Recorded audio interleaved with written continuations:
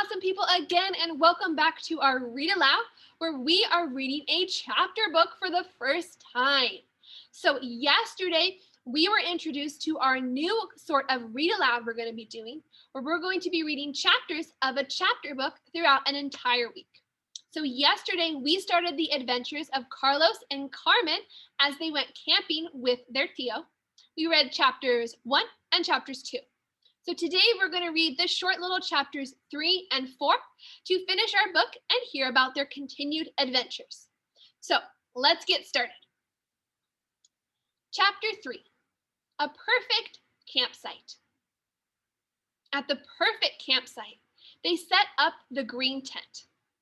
They put their backpacks and sleeping bags inside it. Under a tree, they spread out a blanket. They set their picnic basket in the middle. "Can we play in the lago now?" the twins asked. "And skip rocks," Carmen said. "And hunt for tadpoles," Carlos said. "And catch turtles," Carmen said. Tío Alex laughed and said, "Yes, yes, yes, and maybe." Then Tío Alex added, "I have a sorpresa for you." He gave them each a net.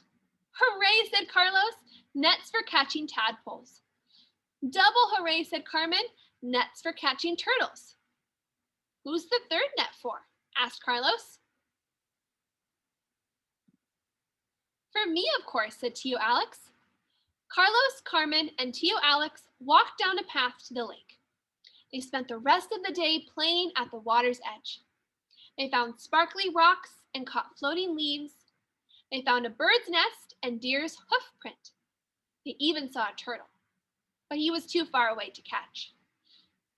Finally, Tío Alex said, "Okay, niños, it's time for supper."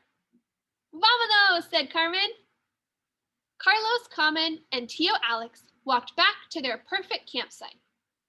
But when they got there, it wasn't so perfect anymore. Chapter 4, a sweet supper. The campsite was a mess. The basket was turned over. The cookies and sandwiches were chomped. They saw tiny paw prints everywhere. Then something small fell out of the tree. It bounced off Tío Alex's head, and it plopped to the ground in front of the twins. "It looks like a piece of sandwich crust," said Carlos. "It is a piece of sandwich crust," said Carmen. The twins looked up. High in the branches, they saw two masked faces. They also saw two ringed tails. "Raccoons!" Carmen shouted. "Mira, Tío Alex," Carlos said. "Raccoons stole our supper." Tío Alex laughed and shook his head. "I guess we're out of food and should go back home." Carlos looked sadly at Carmen, and Carmen looked sadly at Carlos. Suddenly, they both smiled.